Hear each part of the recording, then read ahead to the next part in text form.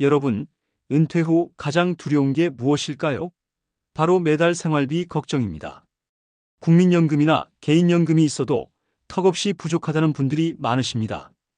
그래서 많은 분들이 이렇게 말씀하시죠. 그래도 집은 한 채 있으니 괜찮겠지. 그런데 정말 집만 있으면 은퇴 걱정이 끝날까요? 오늘은 그 해답을 찾기 위해 리버스 모기지, 즉 주택연금의 진실을 깊이 이야기해 보겠습니다. 오늘 영상에서는 세 가지를 말씀드리겠습니다. 첫째, 주택연금이 무엇이고 어떻게 받는지. 둘째, 실제 받을 수 있는 금액과 조건의 현실. 셋째, 다주택자나 임대사업자 등도 가입 가능한지 보도록 하겠습니다. 먼저 주택연금은 쉽게 말해 내 집을 담보로 노후 생활비를 매달 나눠받는 제도입니다. 집을 팔지 않고도 계속 살면서 집값 일부를 현금으로 바꿀 수 있다는 점이 장점이지요. 한국에서는 주택금융공사가 운영하며 55세 이상이면 신청이 가능합니다. 많은 분들이 이렇게 생각합니다. 평생 안정적으로 나오니까 든든하지 않겠어? 그런데 실제로는 몇 가지 중요한 제한이 있습니다. 첫 번째, 집값 제한이 있습니다. 현재 시가 12억 원 이하 주택만 가능합니다. 만약 집값이 13억이라면 안 되는 것이지요. 두 번째, 대출 여부입니다. 이미 주택담보대출이 많이 남아있다면 먼저 상환해야 주택연금에 가입할 수 있습니다. 세 번째, 다주택자 문제입니다. 혹시 집을 여러 채 가지고 계신다면 어떻게 될까요? 과거에는 다주택자는 불가능했지만 현재는 합산한 시가가 12억 원 이하라면 가능합니다. 예를 들어 3억 원짜리 집 2채, 5억 원짜리 집 1채를 가지고 있다면 합이 11억 원이므로 조건에 해당됩니다. 그런데 여기서 또 한 가지 변수, 임대사업자 등록이 있습니다. 만약 다주택자이고 일부 집을 임대사업자로 등록해 놓았다면 어떨까요? 이 경우에도 합산 시가가 12억 원 이하라면 주택연금 가입이 가능합니다. 다만 실제로 신청할 때는 본인이 거주 중인 주택을 담보로 설정해야 하므로 임대 중인 집이 아니라 실제 거주하는 집을 기준으로 해야 합니다. 이처럼 조건이 조금 복잡하다 보니 단순히 집만 있으면 된다라고 생각하시면 위험할 수 있습니다. 그렇다면 실제로 받을 수 있는 금액은 어느 정도일까요?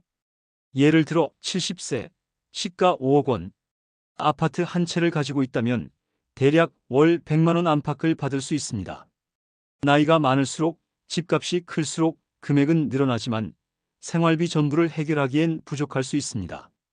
예기치 못한 의료비나 간병비까지 충당하기에는 한계가 있다는 점을 꼭 염두에 두셔야 합니다. 또 하나 중요한 점은 주택연금은 집값을 미리 당겨 쓰는 제도라는 사실입니다.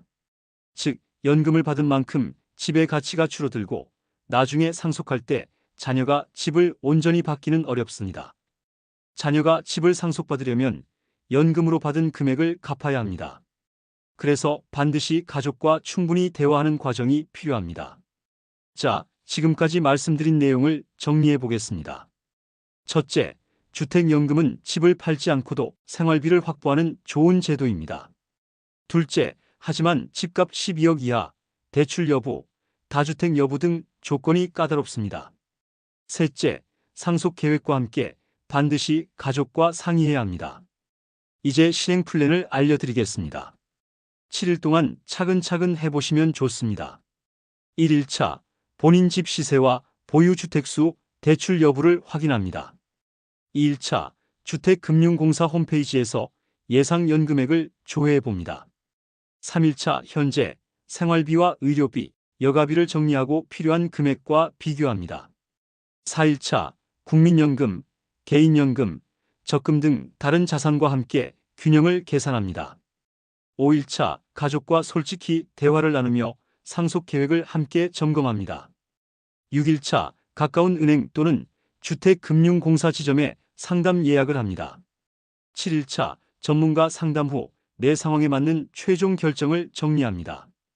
여러분, 집 한 채가 은퇴의 모든 문제를 해결해 주진 않습니다. 하지만 제대로 활용하면 주택연금은 든든한 노후 안전망이 될 수 있습니다. 중요한 건 내 상황에 맞게 현명하게 선택하는 것이지요. 오늘 영상이 도움이 되셨다면 구독과 좋아요 부탁드립니다.